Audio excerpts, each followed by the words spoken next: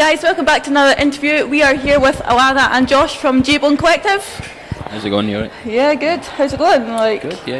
I hope you can hear me okay. You're doing a lot in Scotland right now. Where did it all start for yourself? I know you came into it later on, but about yourself? Started maybe like 2015. I was thinking about doing some gigs, and then we got to maybe sorry, it's busy out here. Got to maybe like the start of 2016 is when I done a big Nasty show. Just booked him, and then since then it's been doing more and more shows, and that's it. Yeah. And what about yourself? When did you come into the whole game? I actually noticed that Josh was putting on some sick gigs, and I hit him up and said if he wanted to work with me. I just thought it was nice to see something new and fresh in Glasgow, something more creative. Yeah. Especially towards the grime sort of style of music, which was lacking in promotion really before it came along. So I wanted to be part of that, and luckily Josh wanted me involved as well. So yeah. And how do you feel it's going? Is it getting a good reception within Scotland? Yeah, I think it's getting well received among Scotland. I mean, if you look at London just now, it's popping off with that type of music, and it's just spread, kind of nationwide. But in Glasgow, we have to represent that type of music, or else we'll just start falling behind, I think. So. Yeah, definitely. It seems to be going well. You've got a lot of big names, like from Bugsy Malone and everybody else that you've put on. Yep, 6-7 tour was my favourite, actually. Was it? That was one of my favourites, yeah. Yeah, it was 3 cities. They were in Aberdeen, Edinburgh and Glasgow. It was like a Thursday, Friday, Saturday. Or was it a Wednesday, Thursday, Friday? That was good. That was their first official tour. Yeah. They've done ones in England, they got kind of cancelled.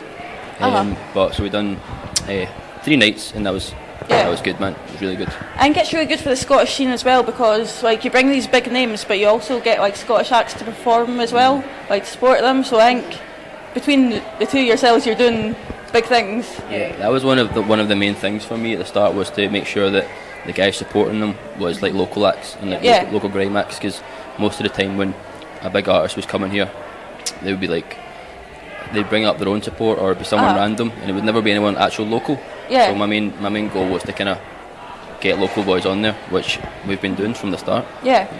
And when it comes to like grime and hip hop, is that something that you grew up on?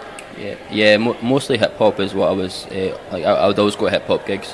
Like mostly the gigs that she was putting on actually, like Pete Rock and stuff like that, is when the first time I seen you, I think. Yeah. So it was always hip hop gigs that I went to, and then I noticed that grime was getting more popular, and then I had the chance to put my own gigs on, and then it's been that ever since. Yeah. And do you ever get any trouble at the gigs? I know a lot of promoters and venues, they won't put on grime or hip hop because they think it promotes violence. Do you ever see any violence at your shows? I mean, obviously there'll be incidents, but it is Glasgow first and foremost. We have to remember that the people from Glasgow are nuts, first of all, and when you put something musically creative in front of them that they're passionate about, of course you'll see emotion, but we see more good emotion than the bad, but unfortunately for us, the bad emotion gets picked up on and exerted more by the media, so overall just portrays it to look worse than what it is. But with our experience of it, you'll get a couple of drunk people, a couple of drunk girls, but it's nothing out of the ordinary for Glasgow. I think that's not even anything to do with grime or the music. It's nothing to do with the music, no. I mean, if you look at GBX and the GABA nights and stuff as well, I mean, everybody can blame the crowd for it and the type of music, but I think when you're in that environment and that type of music stimulates you, it's like it's going to stimulate you for the good rather than the negative. So I think even the media will pick up on anything. Like if you're going to like a hardcore rave, then they'll pick up on the drugs. Yep, the unlicensing, exactly, everything. There'll never be good news. There's always going to be bad news, because the bad news unfortunately sells more than the good news does. Yeah. So. And what about London's obviously got Form 696 that promoters have to fill in. Does Scotland have anything like that?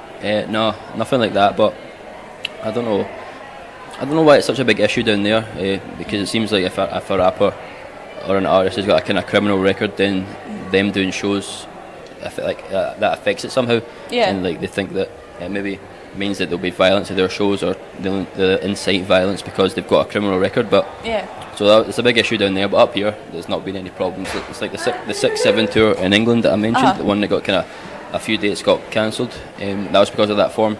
But then up here, we done 3 days and it was trouble free. Trouble free. Yeah. Totally trouble free, and like we didn't get any kind of police issues Yeah. or anyone asking us to fill out forms or nothing like that. So yeah, That's quite good that Scotland's getting a better reception as such as well. Like, yeah, maybe, don't know. There's maybe a few reasons behind it, but sorry. fell.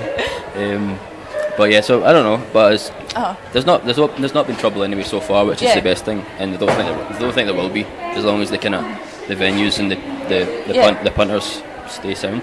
And how did you get the name J-Bone? Also, you're Josh. Yeah, just thinking of a kind of name for something. Yeah. And then my mate Ben used to call me J-Bone, just like on the phone. He'd phone me like, "Yo, J-Bone," and literally I was thinking of a name for it, and then I just thought J-Bone Collective, and it's kind of works with my name as well. It does. I think it needs to be part of the promoter, the name. Like, it has to spawn from something that meant something to them in order to use it as their brand. You know, it's a brand now. Yeah. So you obviously mentioned that you met at a gig. Yeah. Was that like how you started like connecting with each other? Well, I think Facebook. Facebook starts a lot of relationships. Facebook's the one. Yeah. Facebook propelled my career, my networking, my relationships with a lot of people that I still work with today. But because originally when you hit me up, asked for guest list. Yeah, he asked for guest list right away, and immediately I was like, who is this guy? Really bold. But then once he done that, I actually started creepily watching him. And I know he was doing all these gigs, and I was like, do you know what? This is what needs to happen. It's like Glasgow is severely lacking in foundations for hip hop, grime, reggae. Yeah. I mean, there is drum and bass is non-existent here, and you go to England, and drum and bass would sell out more so than a show at the Hydro. So it's the differences between Scottish interpretation of music compared to England is so widespread. It's two different worlds. It's completely different. So it's good to just kind of elevate the music that means something to us. Yeah, definitely. You know, in a world like Glasgow where it doesn't seem so apparent, really. So yeah. No, it's definitely growing. Like, nobody can say that grime's not going anywhere. If you look at Stormzy, Bugsy Malone, Crips and Conan, like these guys are making a living from it now. And if you hear some of their story, it's like, wow. Yeah, definitely. Like the whole kind of UK music scene, like if it's grime or if it's road rap or just like UK rap, it's growing and growing. And like we just try. We don't just put on grime shows. Like we put on rap shows and we put on kind of just mostly kind of UK based acts, and then like obviously get all the kind of the local boys on the kind of lineup as well, like Rapture 4D and Polonus and Gallus, all the kind of Shogun, all the kind of grime boys and the hip hop boys, and just kind of I don't know, get everyone involved. Yeah. Do you do any other genres, like you said, grime, hip hop? Do you do any like poppy stuff? Trill. Nah, we don't do any no poppy stuff, man. We just rap based, man. Just stuff that I like, stuff that she likes is just hip hop rap. So not done any hip hop really, but rap and grime. I've not done any grime, but together, Together it's otherworldly. Yeah.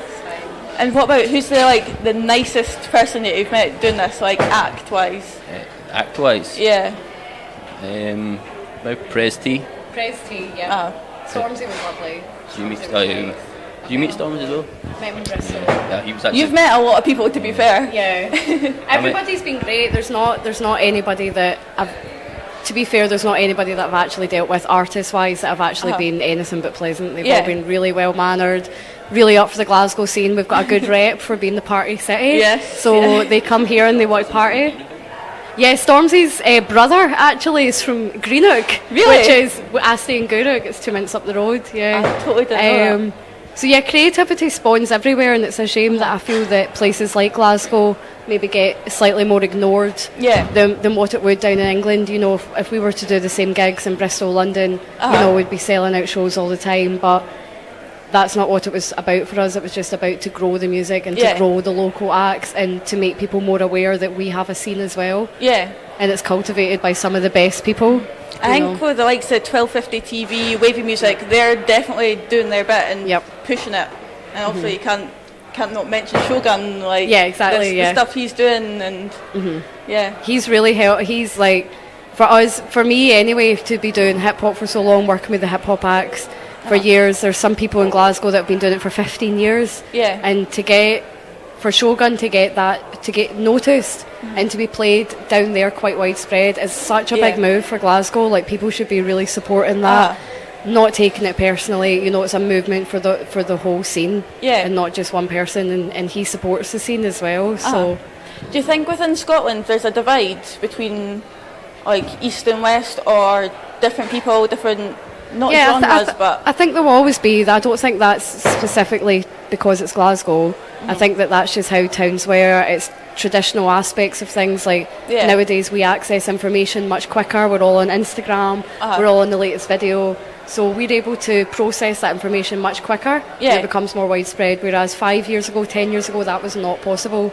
So I think the divides between things like Edinburgh, Glasgow, you know, Millwall, West Ham, these things are going to become smaller and smaller, because we're able to make up our own mind now. We're not just listening to what we're told anymore. We're going out and finding our own information, which is valuable to music, because there's more and more artists coming through that have never came through before. So it just kind of works in a big circle, I think. Definitely. Now, by the time this interview goes out, the McGregor and Mayweather fight would already happened, but I just want to know your predictions, and who do you think will win? Well, I'm going for Mayweather because I'm old school. Don't know about you guys. Yeah, he's an old school fighter, man. I mean, he's going to land the hits and probably win on points. So, what are you thinking, Josh? What are you thinking? I don't know. I don't know. I don't know. I'd rather McGregor win. Because he's a bit younger and got more punch. It's a good team, and I don't know.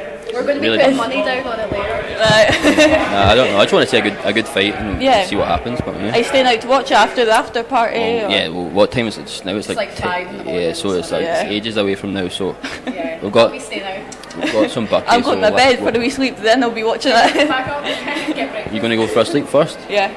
Train back to Edinburgh, then for a sleep, then the boxing. Jesus. Rock and roll lifestyle. Yeah. Who are you going for? Oh, I've put money on McGregor, but I think that's just got its good odds.